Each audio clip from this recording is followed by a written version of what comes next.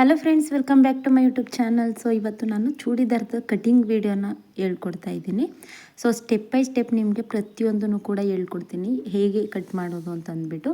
ನೋಡಿ, ಆಲ್ರೆಡಿ ಈ ರೀತಿ ರೆಡಿ ನಾನು ಅವ್ರದ್ದು ಟಾಪ್ನ ಇಸ್ಕೊಂಡಿದ್ದೀನಿ.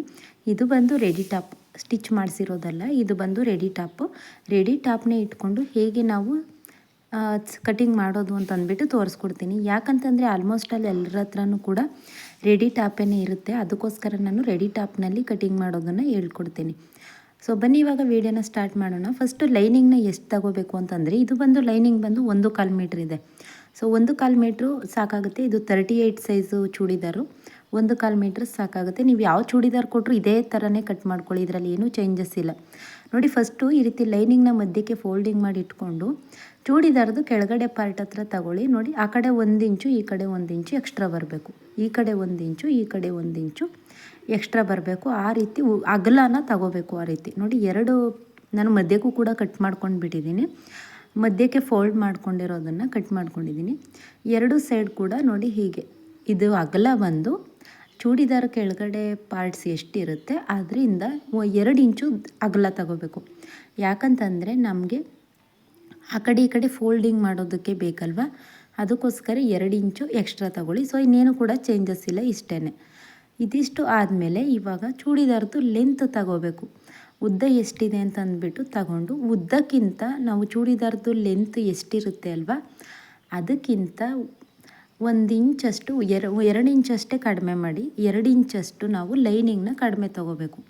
ನೋಡಿ, ಈ ರೀತಿ ಚೂಡಿದಾರದ್ದು ಲೆಂತ್ ಎಷ್ಟಿರುತ್ತೆ ಅದಕ್ಕಿಂತ 2 ಇಂಚು ಕಡಿಮೆ ತಗೊಳ್ಳಿ. ಆವಾಗ ನಿಮಗೆ ಕರೆಕ್ಟಾಗಿ ಆಗುತ್ತೆ.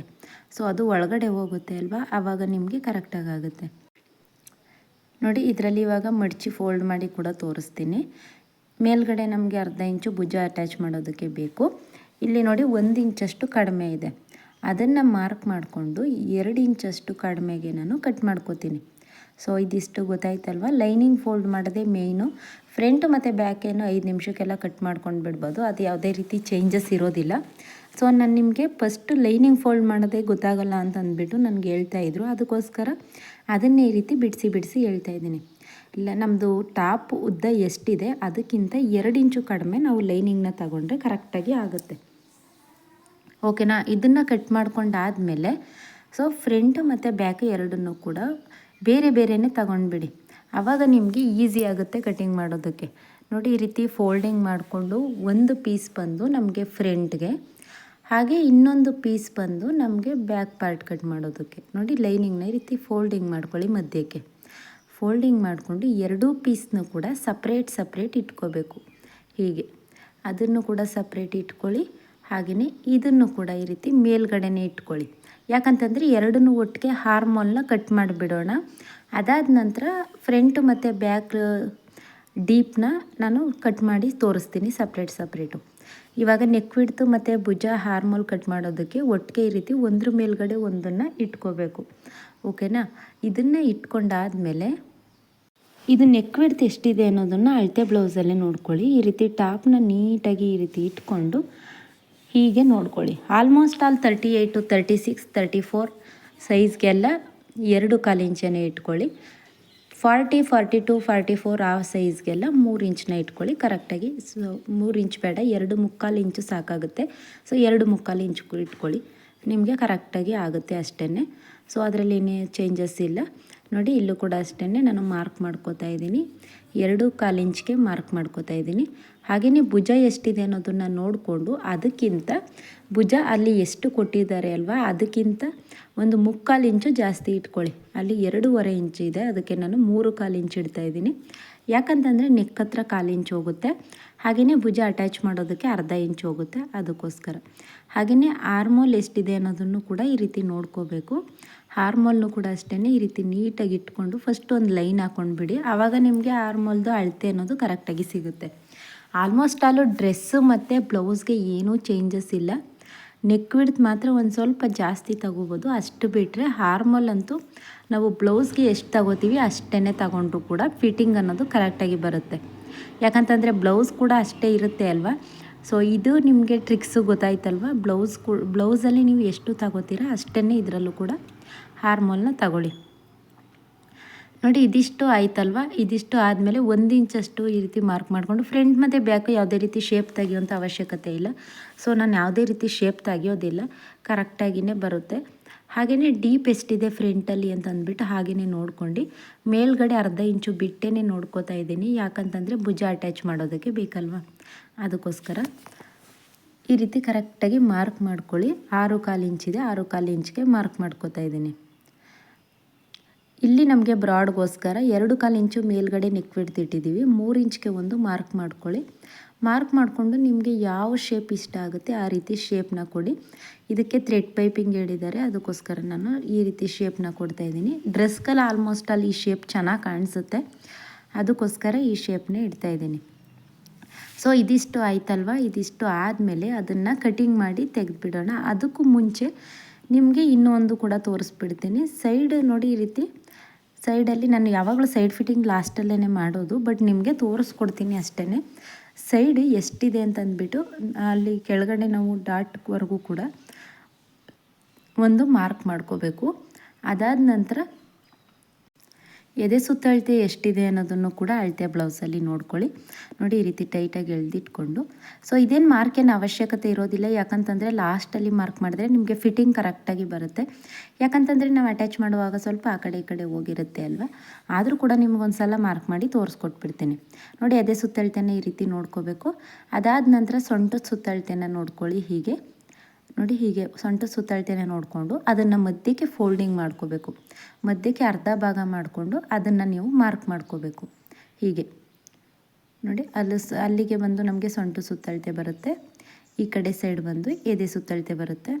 ಅಲ್ಲಿಗೆ ಒಂದೊಂದು ಮಾರ್ಕ್ ಮಾಡಿಕೊಂಡು ಶೇಪ್ ಕೊಡ್ತು ಅಂತಂದರೆ ನೀವು ಅಲ್ಲಿಗೆ ಅಟ್ಯಾಚ್ ಮಾಡ್ಕೋಬೋದು. ಬಟ್ ಲಾಸ್ಟಲ್ಲಿ ನಾನು ತೋರಿಸ್ತೀನಿ ಸ್ಟಿಚಿಂಗ್ ಮಾಡುವಾಗ ಸೈಡ್ ಫಿಟ್ಟಿಂಗ್ ಹೇಗೆ ಮಾಡೋದು ಅಂತಂದ್ಬಿಟ್ಟು, ಆವಾಗ ನಿಮಗೆ ಇನ್ನೂ ಈಸಿ ಆಗುತ್ತೆ. ಇವಾಗ ಎರಡನ್ನೂ ಇಟ್ಕೊಂಡು 2 ಪೀಸ್ನೂ ಕೂಡ ಹಾರ್ಮೋಲ್ನ ಕಟ್ ಮಾಡಿಬಿಡೋಣ. ಇದಾದಮೇಲೆ ಒಂದು ಸ್ವಲ್ಪ ನಾಚ್ ಹಾಕ್ಕೊಳ್ಳಿ. ನಾಚ್ ಹಾಕೊಂಡಾದಮೇಲೆ ಸಪ್ರೇಟ್ ಇಟ್ಕೊಂಡ್ಬಿಡಿ. ನೋಡಿ, ಬ್ಯಾಕ್ ಸಪ್ರೇಟು, ಫ್ರಂಟ್ ಸಪ್ರೇಟು. ಯಾಕಂತಂದರೆ ಎರಡೂ ಕೂಡ ಒಂದೇ ಡಿಸೈನ್ ಬರೋದಿಲ್ಲ ಅಲ್ವಾ, ಅದಕ್ಕೋಸ್ಕರ ಫ್ರಂಟಲ್ಲಿ ಈ ರೀತಿ ಡಿಸೈನ್ ಮಾಡ್ಕೊಂಡಿದ್ದೀವಲ್ವ, ಅದನ್ನು ಶೇಪ್ನ ಅದೇ ರೀತಿ ಕಟ್ ಮಾಡ್ಕೊಳ್ಳಿ. ಇವಾಗ ಫ್ರಂಟ್ ಸೈಡ್ ಅನ್ನೋದು ರೆಡಿ ಆಯಿತು. ಬ್ಯಾಕ್ ಸೈಡಲ್ಲಿ ಅವರು ರೌಂಡ್ ನೆಕ್ನ ಕೇಳಿದ್ದಾರೆ. ಸೊ ಎಷ್ಟು ಡೀಪ್ ಇದೆ ಅದಕ್ಕಿಂತ ಒಂದು ಅರ್ಧ ಇಂಚು ಜಾಸ್ತಿ ಇಡೋದಕ್ಕೆ ಹೇಳಿದ್ದಾರೆ, ಅದಕ್ಕೋಸ್ಕರ ನಾನು ಒಂದು ಅರ್ಧ ಇಂಚು ಜಾಸ್ತಿ ತಗೋತಾ ಇದ್ದೀನಿ. ಅದು ಬ್ರಾಡ್ ಬೇಕು ಅಂತಂದರೆ ನೀವು ಇನ್ನೂ ಕೂಡ ಬ್ರಾಡಾಗಿ ಕೂಡ ಇಟ್ಕೋಬೋದು, ಇನ್ನೂ ಕೂಡ ಡೀಪಾಗಿ ಕೂಡ ಇಟ್ಕೋಬೋದು. ಇದರಲ್ಲಿ ಯಾವುದೇ ರೀತಿ ಡೀಪಲ್ಲಿ ನೀವು ಏನೇ ಚೇಂಜಸ್ ಮಾಡಿದ್ರೂ ಕೂಡ ನೋ ಪ್ರಾಬ್ಲಮ್, ಕರೆಕ್ಟಾಗಿಯೇ ಬರುತ್ತೆ. ಸೊ ಇಷ್ಟೇ, ಫ್ರಂಟ್ ಮತ್ತು ಬ್ಯಾಕು ಎರಡೂ ಕೂಡ ರೆಡಿ ಆಯ್ತಲ್ವ. ಇವಾಗ ಇದನ್ನು ಚೂಡಿದಾರ್ ಪೀಸ್ ಮೇಲ್ಗಡೆ ಹೇಗಿಟ್ಟು ಕಟ್ ಮಾಡೋದು ಅಂತ ತೋರಿಸ್ತೀನಿ ನೋಡಿ. ಇವಾಗ ಚೂಡಿದಾರ್ ಪೀಸ್ನು ಕೂಡ ಈ ರೀತಿ ಮಧ್ಯಕ್ಕೆ ಫೋಲ್ಡಿಂಗ್ ಮಾಡ್ಕೊಳ್ಳಿ. ನಿಮಗೆ ಉದ್ದ ಸ್ಲೀವ್ಸ್ ಏನಾದರೂ ಇತ್ತು ಅಂತಂದರೆ ಸೈಡಲ್ಲಿ ಫೋಲ್ಡಿಂಗ್ ಮಾಡ್ಕೊಳ್ಳಿ.